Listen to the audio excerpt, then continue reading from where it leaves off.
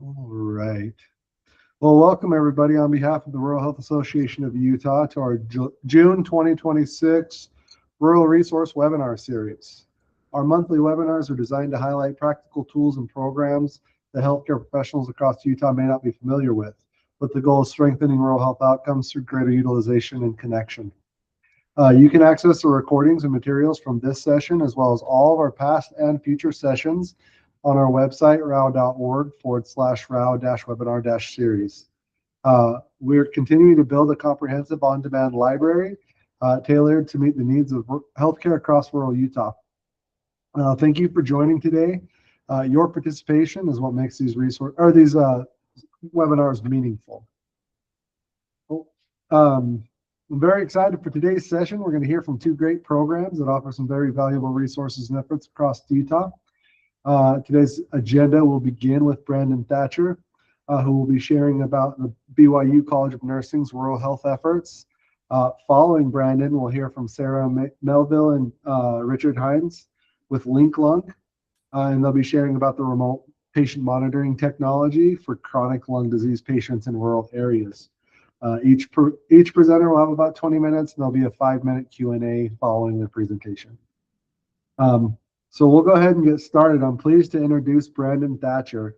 Brandon earned a Bachelor's of Science in Nursing in 2009, followed by a Master's of Science in Nursing in 2013 from the University of Utah. He then began working as a psychiatric mental health nurse practitioner in various settings, including psychiatric crisis centers, several substance use disorder treatment centers, eating disorder treatment centers, therapeutic boarding schools, the BYU Student Health Center, and now at Sandstone Psychology in Payson, which focuses on filling the gaps for Utahns without sufficient mental health treatment access. He began teaching at BYU College in 2019. Brandon, we will turn the time over to you until 12:25. Let's do it. Okay.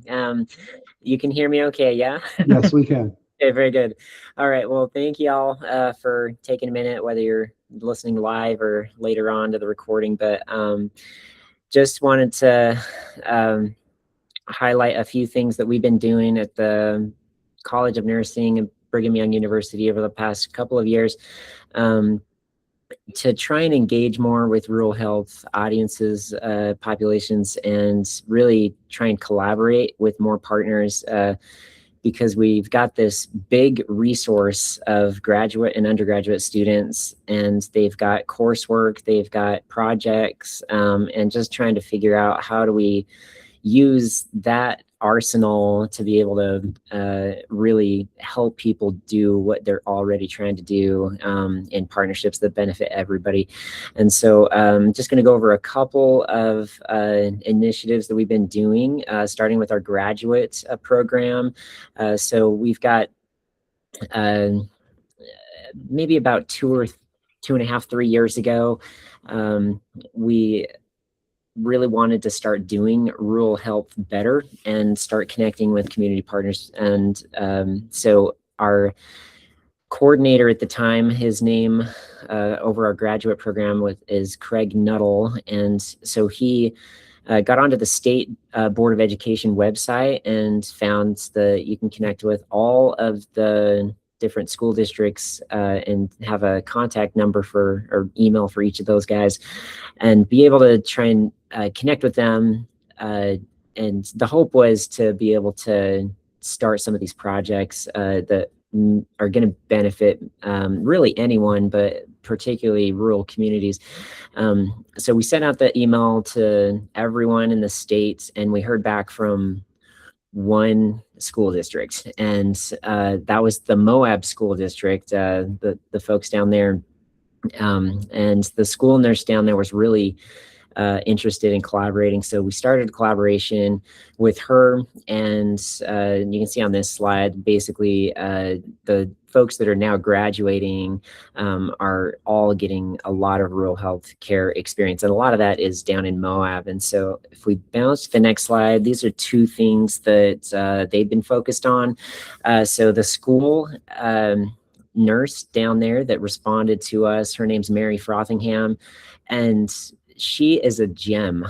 She, like a lot of providers in rural communities. She knows most everybody. She knows her students. She knows them all by name. She's been treating them since they were in kindergarten all the way through 12th grade. And so what we deemed as a high need area is dental needs down in Moab.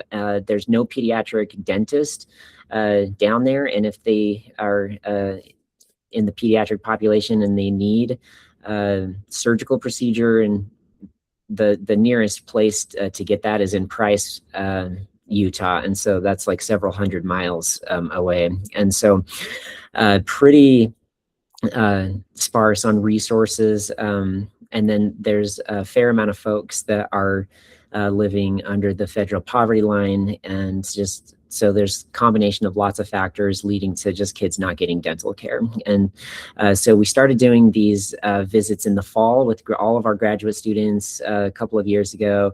And we would get rates usually around 40% of kids that have significant decay. And we would have, 5 to 10% of those need like immediate, treatment. It's pretty advanced. And so we were able to collaborate with the school district down there to do this. And then we were able to partner with a few dentists that were willing to see kids that did have those higher needs, but didn't have resources to pay for them, to be able to have a place to refer them, to be able to get that care done in a timely manner. And so we're able to do that. And then at the same time, we started collaborating with the Moab Free Clinic, and mainly focused on women's health, and just offered free comprehensive exams, no cost. And there's, as you know, a whole network among folks that are using free clinics that often are communicating in their own ways to be able to spread the news, whether there's a free meal or there is like a free service. And so we'd get a lot of homeless people in through these visits. And so those are happening each spring right now. And the school dental visits are happening each fall right now. So we could probably jump to the next slide here. Okay, so this is kind of moving to the undergraduate nurses. So we have about 450 undergraduate nurses at any given time. It's a 6-semester program. As they move towards the 5th semester of their program, so they're just about done, everyone's required to do a global health course. We have about 9 of them that are international, and 1 of them that's local, and it's called Global Health Utah. And so we started collaborating with the graduate students in some of their initiatives down south, and we created kind of a 4-day experience for students to go down and do follow-up 6-month checkups on the kids that were kind of the higher need dental cases that they found in the fall. And so they are getting kind of a 6-month checkup, as is recommended, for dental varnish. And so we are doing that, just seeing how they're progressing, and then they're collecting all that data to be able to share that with their contracted providers that we're working with. I think if you go to the next slide, we have maybe a photo or two of, this is just this year. We were just down there last month. And so these partitions that you see on the bottom photo, we usually bring down 4 or 5 of those, and then we just have 4 or 5 stations in our visit in the springtime. And we're going to see a lower number of kids. Like I think we saw 102 kids this fall or this spring. Whereas in the fall, we take down all of our graduate students, a lot more faculty, and we've got like 28 stations going on. So there's a lot more kids that we see in the fall. but that is what's going on there. And then we started connecting with the Blanding hospital. It's called Blue Mountain Hospital. So it's about an hour south of Moab. And they serve a lot of the Native American population that live on the reservation, but then also a lot of just the rural population down there in southeastern Utah. And so last year, they identified some needs for us. They frequently see a lot of diabetes, a lot of hypertension, a lot of obesity. They see a lot of poor nutrition. They see a lot of dentition problems. And so we really honed in on the dentition health, which is really poor on the reservation. The nurse down at the Blanding Hospital let us know that they have a Friday clinic, and they have kids coming in every week filling up that clinic, and they're capping every one of their teeth. They're just really rough on dental health down there. And so we basically did some focus groups with community members to try and figure out why certain practices are done, try to have a little bit more cultural understanding of lack of refrigeration in a lot of areas, lack of access to healthy foods, lack of education around breastfeeding, which then impacts kids' dental health. A lot of moms are not breastfeeding. Anyways, so once we gathered that information, and that was with Native American community as well as just folks that are living down in that area. And of course, when we did our focus group, you know who showed up? All the moms. And so we were able to work with them. And so these QR codes that you're seeing here are 3 videos that we produced for the Blanding Hospital last year. And that basically is these are like 2 minutes. They're meant to be really brief, but evidence-based. And so that it appeared more palpable for folks on the reservation, we had a male and a female who grew up on the reservation, kind of dressed in traditional dress, and they're the ones that are on the video providing the information. So it's just, there's some cultural history that seems to carry forward, particularly with older generation members of the community on the reservation, but even with a younger generation to a certain extent. And so to try and like decrease some of that, which tends to set up, you know, if we have a bunch of 20-year-old and most of our students are white, if they're telling them this is what you should be doing, it's heard and received differently than if it's like one of their own saying, hey, like, here's some information that's good for you to know. And so basically these 3 videos are now required for moms to discharge from the hospital after they have their baby down in the Blue Mountain Hospital. So that's just been a project we did last year and, you know, continues down there. So we can keep on going. We went down again this year. They identified some educational needs for us to be able to bring our students down once our students got up to speed on what is the latest in the literature on different topics. They identified things such as sepsis, diabetic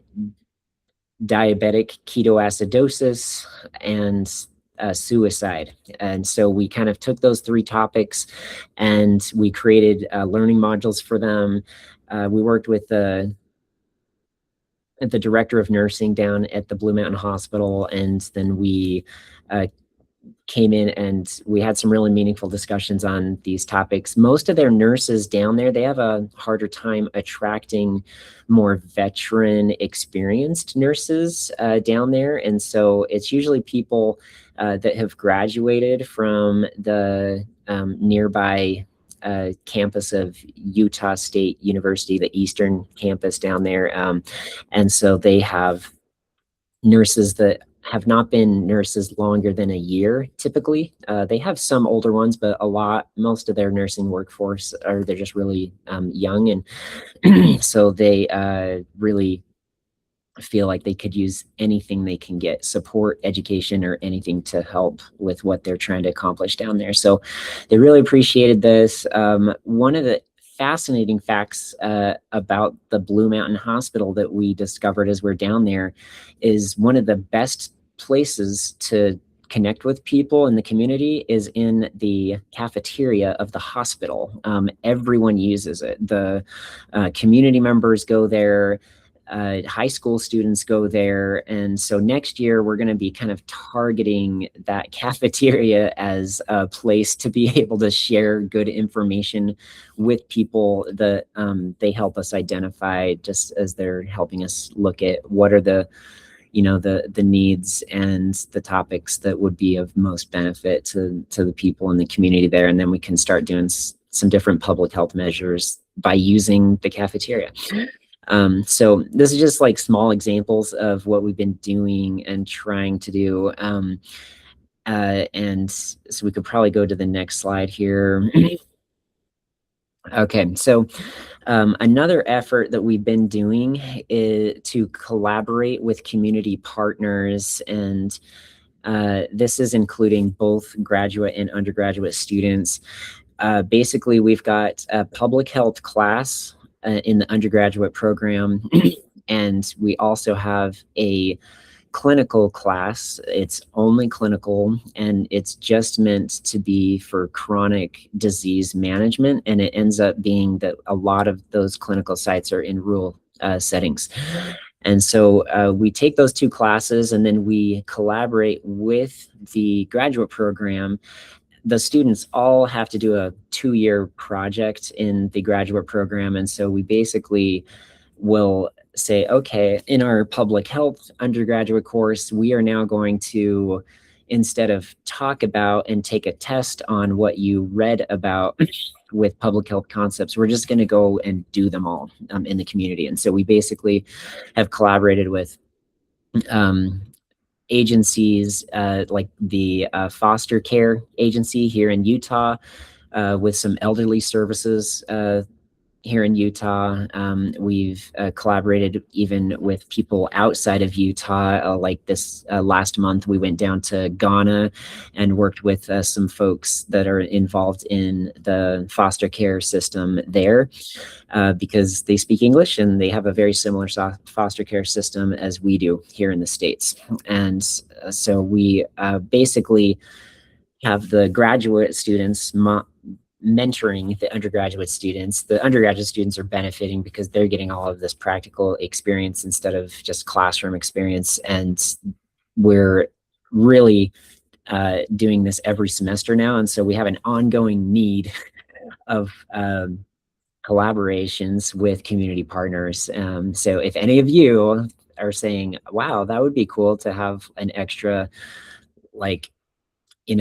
70 to 140 helpers every semester on any project, then all you have to do is just reach out to us, and we would love to connect with you. But this has been really fulfilling, and we have also been working with, while it's not exclusively rural, with the warming centers that have been established with kind of a longer time frame that they are open.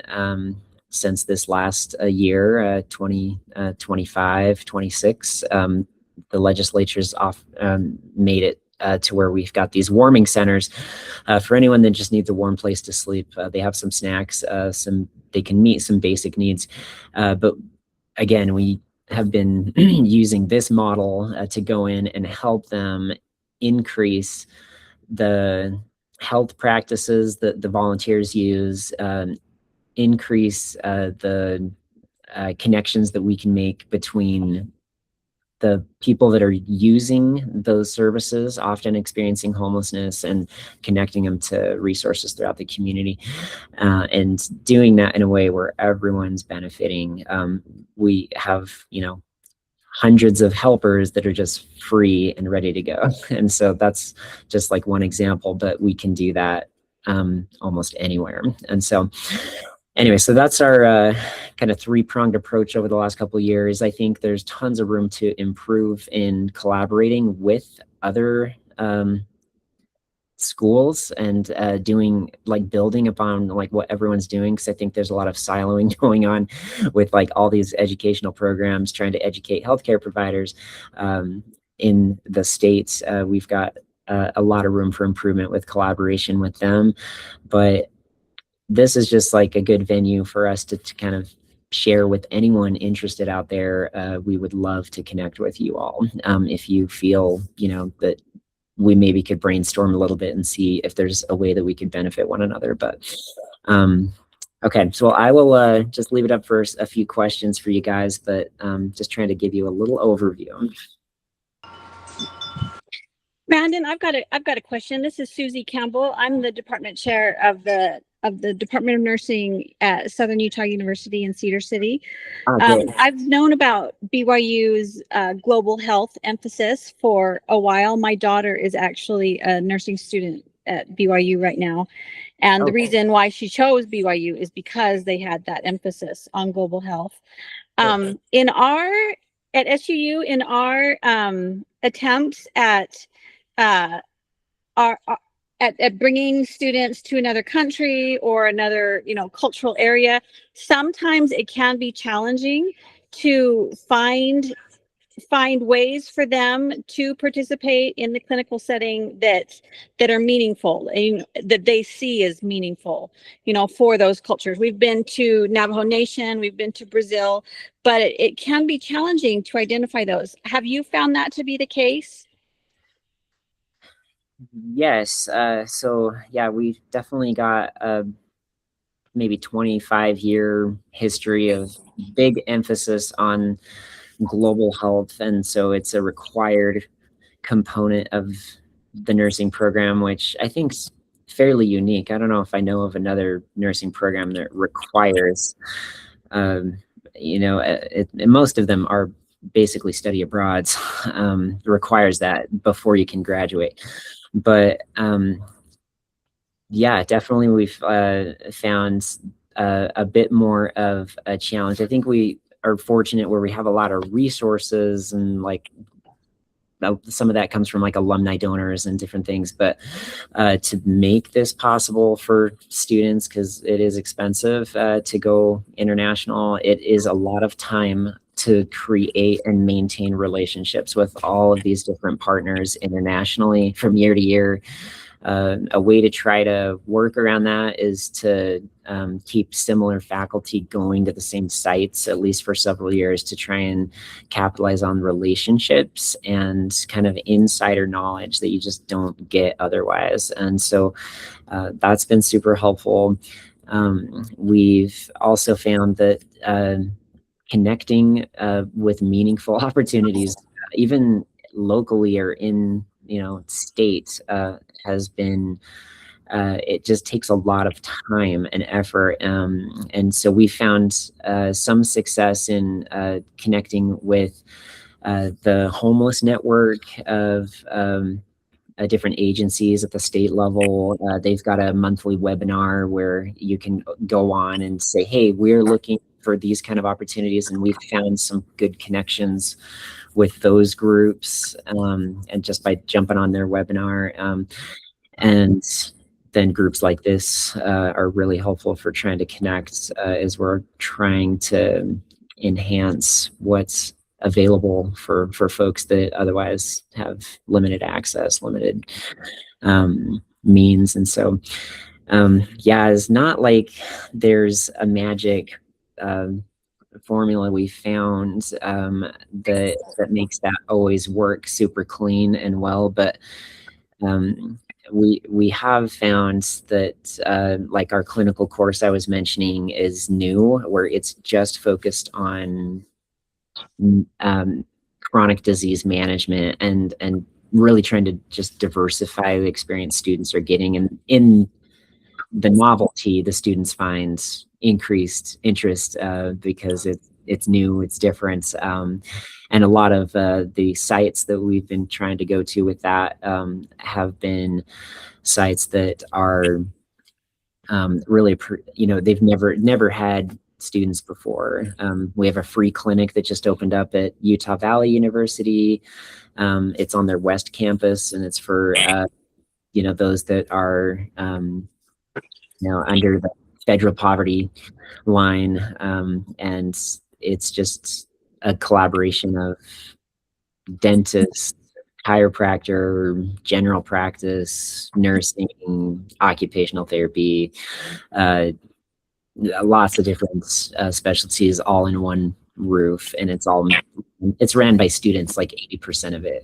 So that just opened up like a couple months ago. I don't know. So there's a lot of challenge, whether it's international or local, to try and like get those relationships. But once you get them and you start to really figure out, okay, is this a good fit? Is this something that everyone's benefiting by? But yeah, I can see that by repetition, you find what works and what doesn't work. That makes a lot of sense. Yeah, thanks for those. Think that's meaningful. Thanks, Brennan. Hi, Brandon. This is Tony Oliver from SUU as well, a colleague of Susie Campbell's. Thanks so much for sharing these really valuable, interesting activities that your students are participating in. As you were describing what you were doing with the MOAB collaboration and also acknowledging how many students you have at any one given time, how many students do you logistically take each time you go to MOAB? Is it the full class? Do you spread it out across the semester? I was just wondering about the logistics. Sure. Yeah. Our class will usually consist of somewhere around 10 to 15 students, so it's not huge. So there's 2 cohorts that will kind of combine in the spring and then do the required global health course all at the same time.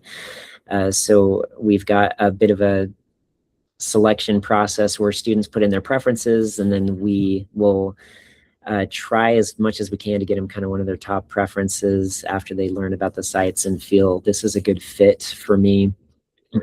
People that are staying in Utah sometimes are wanting to save some money, and so they're not going international. Sometimes they're pregnant. Like we have one of our students giving birth in 2 weeks, and she did this course because she's at the end of her pregnancy. So it wasn't a great time to be going to Zambia. Anyway, so yeah, so basically we'll have a range of somewhere around there, 10 to 15 that we take down.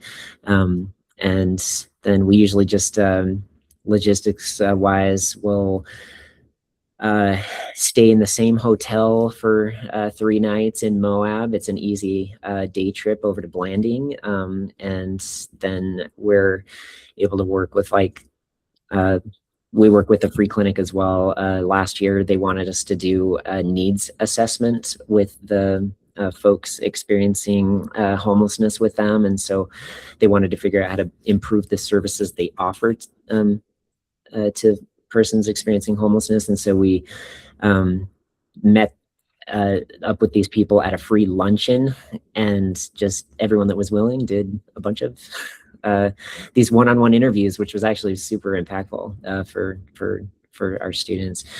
But as far as logistics wise, we'll usually have like a group meal a day that we'll cover, and then they get a breakfast at the hotel, and then they cover 1 meal on their own each day. And we'll have 1 to 2 vans that we'll rent and just take down for transport, and kind of be as scrappy as possible to save where possible, to get supplies from like our graduate program to try and reduce costs. But thank you very much. And as far as the overall costs, it sounds like you're doing your best to keep it as efficient as possible. Are the costs covered by pre-existing fees that the students would pay, or do they have any additional fees that they would have to pay? You've already mentioned dinners. Yeah, so we'll have funding that'll get routed through the college for most of this. The students are still paying their regular tuition. We then supplement just through our college for the rest of the costs. And so the students' only cost out of pocket is going to be like their meals, or if they buy souvenirs or anything, because they're going to be eating anyway, either way. Is how I pitch that to them, but wherever they're living. But yeah, so some of that does come through like some like donor funding that we could tap into. But that's great. Thank you so much. yeah. Yeah, Brandon, thank you so much. I'm going to add your email in on the end of your slides so that that's accessible for any follow-up conversations or questions that anybody might have for Brandon. And we really appreciate your time coming to talk a little bit about what your students are doing. It's always amazing to see what students can accomplish. And it's great to see that commitment from BYU to help these students engage in these rural communities and globally. So thank you so much for coming to present on that today. And then we're going to switch gears now. Our second presenter today is LungLink. And so we're going to hear from Sarah Melville and Richard. Is it Hines? Am I saying it right, Richard? You sure are. You sure are. It's a weird way to spell it, but. I always put a focus on making sure I'm not mispronouncing people's names if I can help it.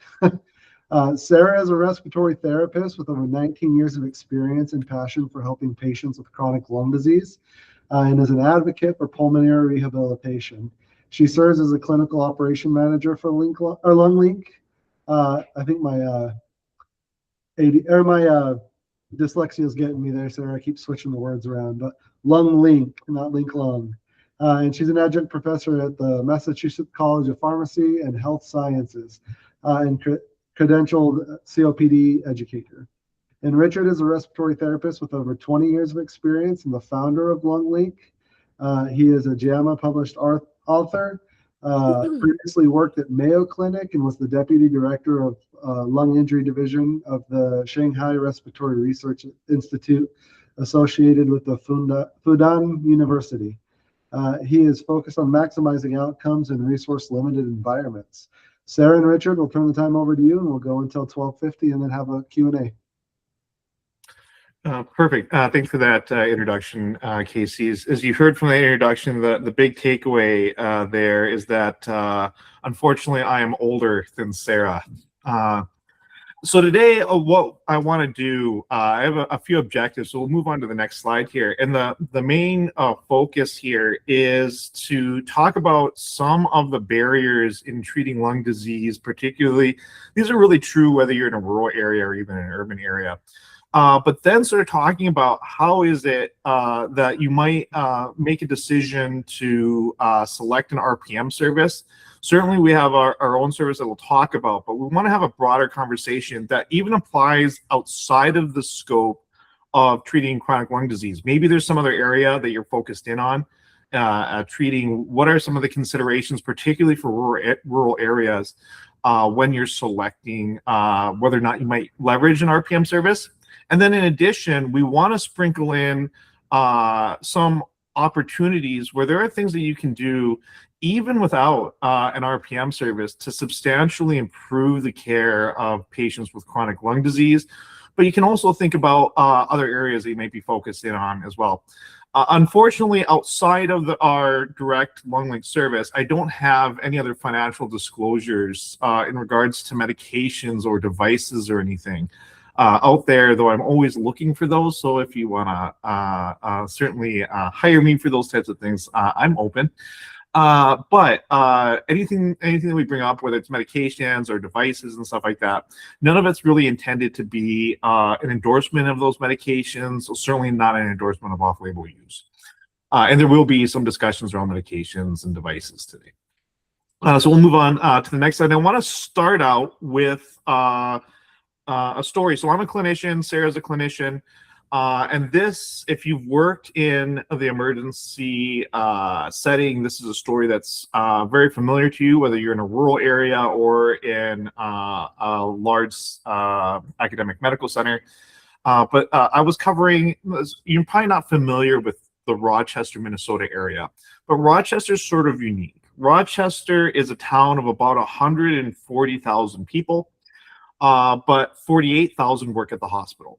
So it's a sort of a unique setting. And then what we do is we have a lot of hospitals out in our rural communities in about an hour radius driving. We talk about minutes and driving. We don't really talk about distance out here. So we say it's 48 minutes away. and that means there's no traffic. you just drive. So I was working at an emergency department about 48 minutes from Rochester. And EMS comes over the radio. And you got to remember, when EMS gets called, they're told one thing, they show up, they find something completely different. Then they call us at the hospital saying they're bringing us something, and when they show up, it's completely different. It's a great game that we have mastered in medicine. And so the message that we receive in the emergency department is that there's a 78-year-old female coming in with what's believed to be irretractable seizures. I'm setting up for the airway in the room, getting ready for an intubation.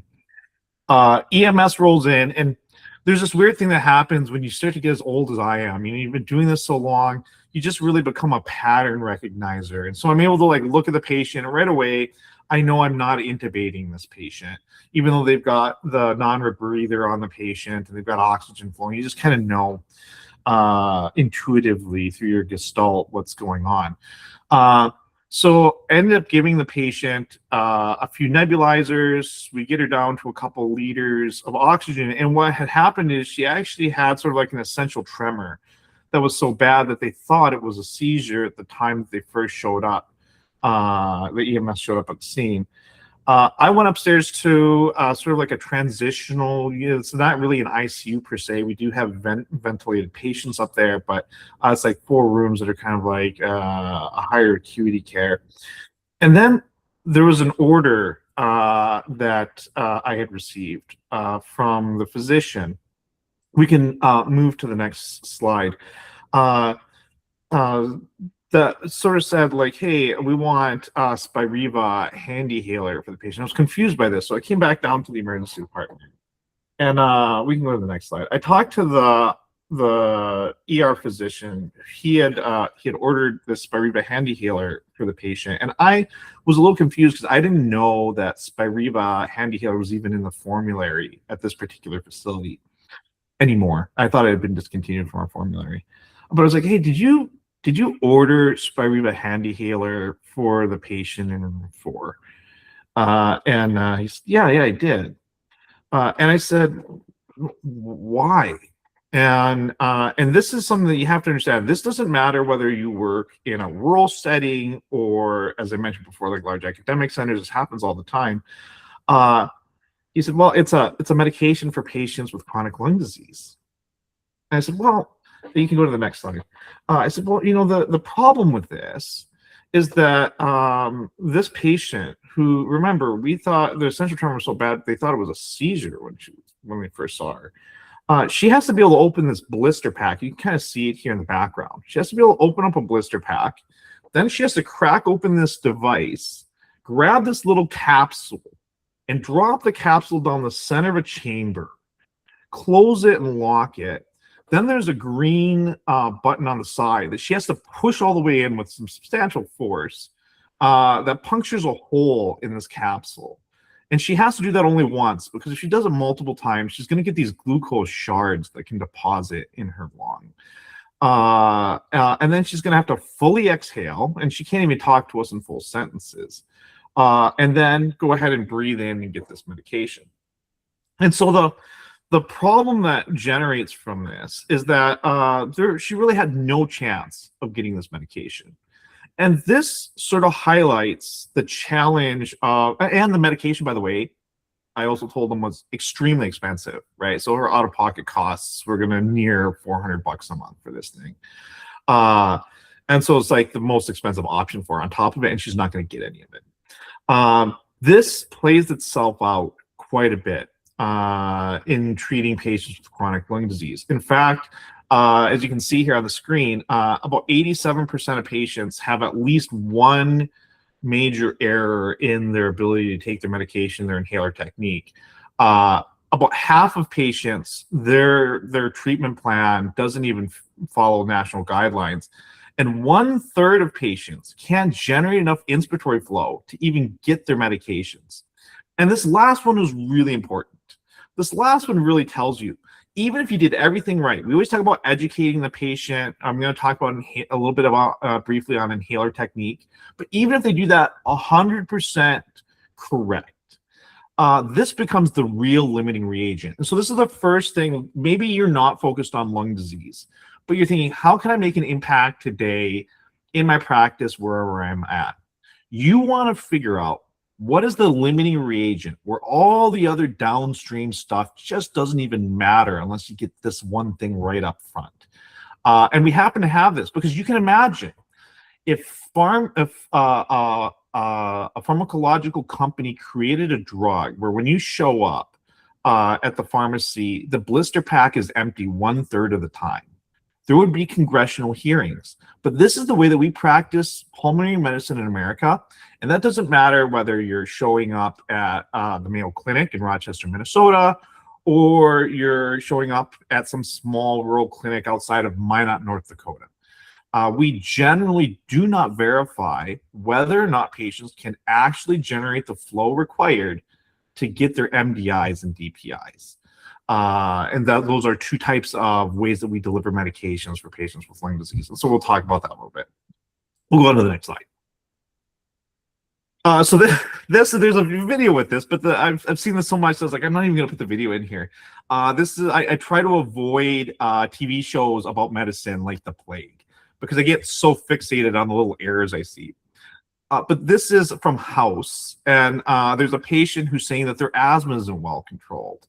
He says, well, can you show me your inhaler technique? And it's really amazing that something like this even made it into a TV show. And so the patient pulls out her inhaler, and I think says something like, what, you think I'm dumb and I don't know how to use my inhaler? Pulls out the inhaler and then proceeds to spritz it like cologne on themselves. And while that seems pretty extreme, I've in my career very recently, within the last couple of years, because I still moonlight at facilities, I've seen patients go ahead and load their inhaler and then breathe on a completely different part of it that doesn't provide the medication and stuff like that. So sadly, as absurd as the scene seems, there are a lot of patients that have been taking their medications for years that do it incorrectly. And I think the main message that I want to sort of get out there about this is we oftentimes do a very good job of educating the patient in the clinic on how to take their inhalers. But we forget that that effort doesn't end after that experience in the office. That education on inhaler technique needs to be reinforced down the line. We'll move to the next slide. So the question is, boy, that seems really intensive, going ahead and working on inhaler technique with patients. This is a paper that was just published like a month and a half ago in the COPD Foundation's primary journal that looked at, can you actually instruct somebody over the phone and improve their inhaler technique? And the answer is yes, right? So maybe you aren't ready for an RPM service or something like that right now. You can actually improve inhaler technique over the phone. There was a little bit of a bias in this group in the fact that they started out with Medicare Advantage beneficiaries, which is a little bit different than all comers. So instead of an 87% rate of inhaler technique error, they were closer to 40%. By going ahead and just working with folks over the phone on their inhaler technique, they were able to get that down to 7%. That's a pretty big bang for your buck for just going over inhaler technique with patients on the phone. I really encourage you to take a deeper dive in this. We'll move on to the next slide. Another thing that's very common is using a spacer. So if you're not familiar with these, a lot of times patients can't coordinate the timing of taking that breath with the actuation of their inhaler. Particularly, this is for an MDI, this isn't for a dry powder inhaler or DPI, this is for a meter dose inhaler. And these chambers help. Oftentimes they'll provide an audible cue for the patient as well, so that they make sure that they provide the right inspiratory flow. Here's the problem. The problem with this is, and I used to do this all the time, in the hospital, I'd have a patient that couldn't coordinate, and the first thing I would do is make sure that they had a spacer. There's some data that suggests that if you provide a spacer, and that's where you stop, the inhaler technique can actually drop. And the reason why is now you're adding in an additional step. So whenever you give a patient a spacer, that should be your cue that this patient probably needs more education and training, not less. And that is a mistake that I oftentimes made myself as a clinician. So just keep that in mind. But again, another thing that you can do. And then finally, I just want to talk about the in-check valve. This is a valve that helps you understand and measure whether or not your patient has the proper inspiratory flow for the specific types of inhalers. It's a chamber. It looks a lot like that chamber we just looked at, except what it does is it has an orifice that changes on the end of it to simulate the actual resistance of each type of inhaler. This is kind of the gold standard for making sure that your patient is generating enough flow for those meds. So I just want you to know that that's out there. Highly underutilized. It's amazing. Even when I talk to very experienced pulmonologists, a lot of times it's the first time that they've actually heard about this. I would say if you talk to a respiratory therapist that's involved in pulmonary navigation, they're all pretty well aware of an in-check valve, although unfortunately it's not utilized nearly as much as it should be. We'll move to the next slide. So the question becomes, when you're picking whether or not you're going to use RPM, so maybe you do have patients that have chronic lung disease, maybe you're working in another area and maybe you're focused on diabetes care or some other area. At the end of the day, I think it's really important coming at this from a clinical angle, since we're clinicians, it's always important to think about alignment. And I'm really going to talk about alignment in three main areas. So alignment to your values as clinicians, which is really important because most RPM services, though not all, most RPM services are created by non-clinicians. So they don't always share your values on things. And particularly if you're in a rural area, they may come from a larger area. And we'll talk about that more. I don't want to steal my own thunder. Then there's the staffing realities. And these staffing realities are really true whether you're in a large system or whether you're in a rural area, but they can be more pronounced in a rural area. And then finally, a big one is alignment with financial risk. RPM services, depending on how they're set up, don't often come without some financial risk. And so you need to make sure that any RPM service you pick, and again, that's whether you're looking at lung disease or any other area, you need to think about alignment and risk. And I'll talk about that briefly. We can move to the next slide. So the first was values. And having worked in a large academic center, but also having worked in rural areas. In fact, I was at one time by a large system sent out to work in the rural areas to quote unquote enforce the enterprise standard. You got to be really careful. One of the most frustrating things when we talk about rural health, for me at least, and this is very much my opinion. When we're talking about improving care in a large a metropolitan area, we often sit around lamenting how terrible high volume industrial care is, and we complain about the outcomes and the care that we have. But then a weird thing happens. You go to a rural health conference, and all the talk about telehealth and RPM is about trying to beam that large industrialized healthcare out to rural areas. And it's like, but wait a second, we said we don't like most of the characteristics of this system, and now you just want to beam that care out to rural areas.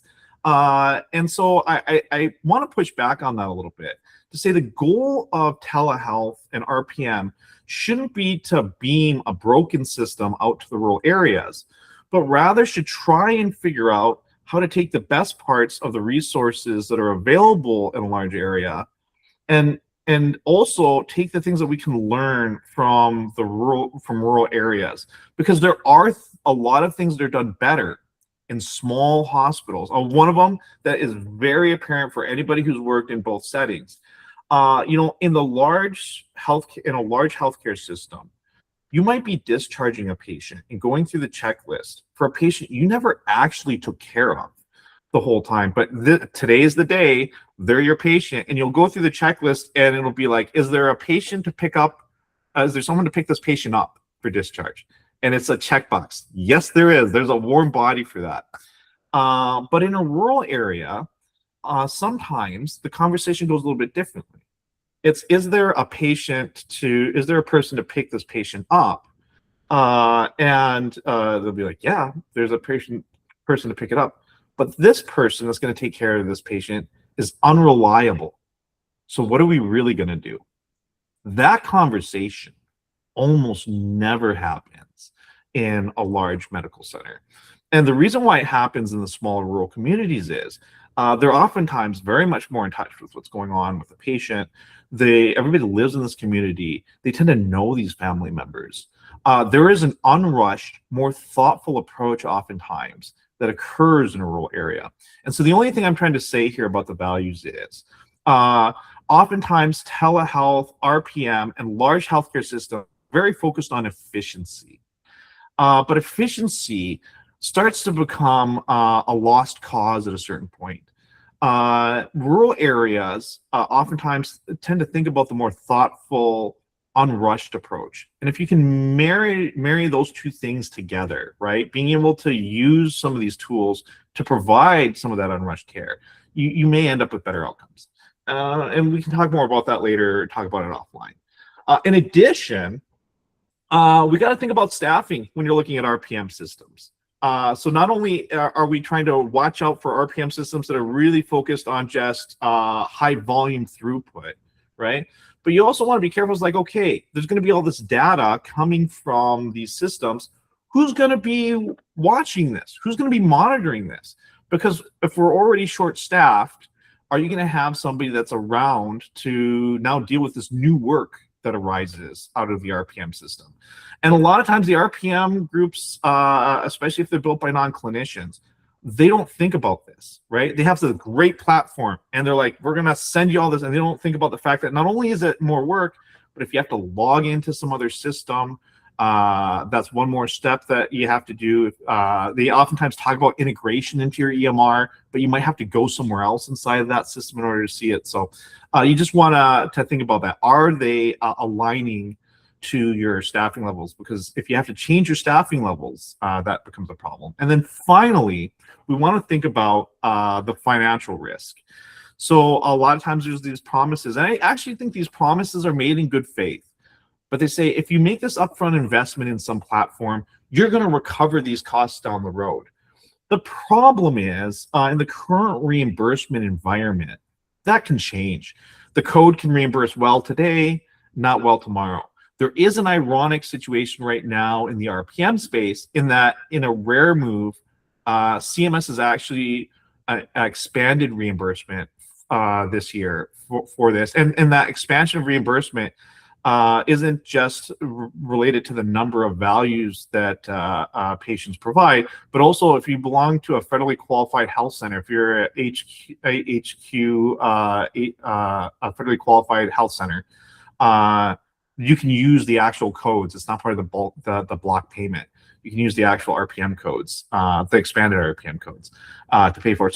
So there's a lot of good there, but you have to think about what happens 2 or 3 years down the road. So just keep that in mind. They should be willing to take on some of that risk. So as clinicians, what did we do in this space then? Sort of looking at that, well, with those sorts of things in mind, we created LungLink. And the idea with LungLink is that we go ahead with a one-click order.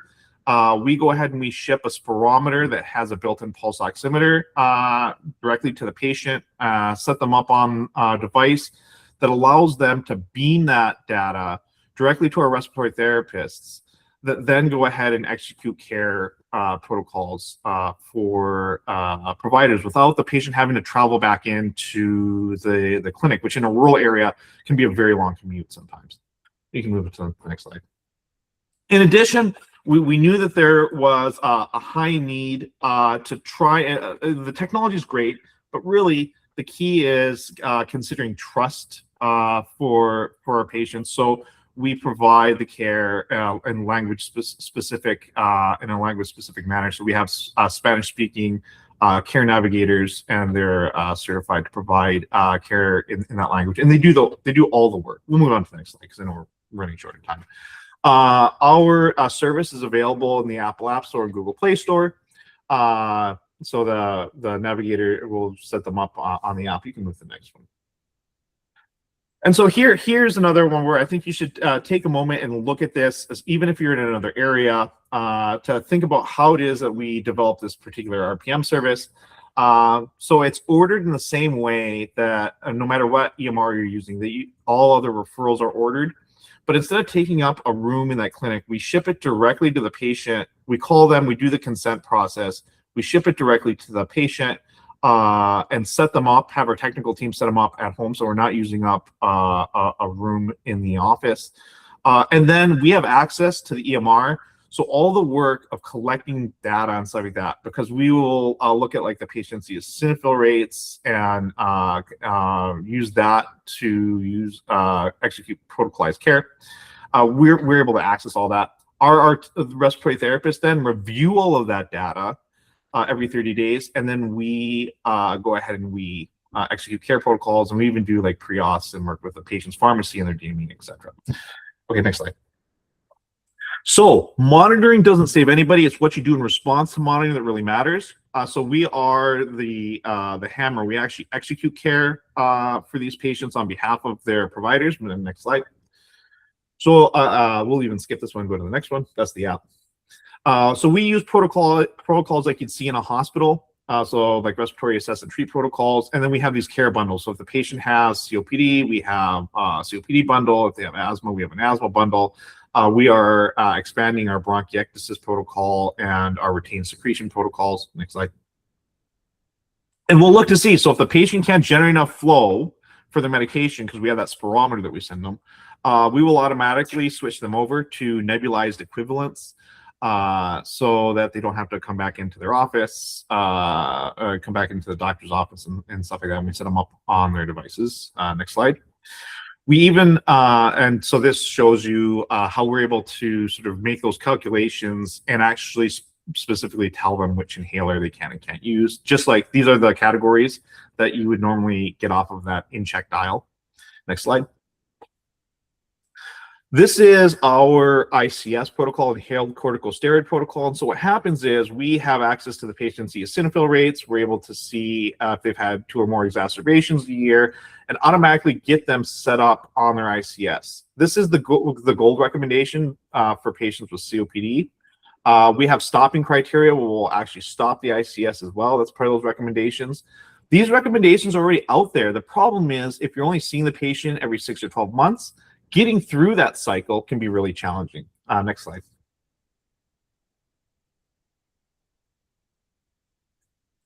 And then we document that care directly in the notes, like as if we were like inside the clinic there, essentially, so that when the patient comes back in, that provider can go ahead and see those in a chronological order, like they normally would. So they'll know if the patient's been rationing their care and so forth. Next slide.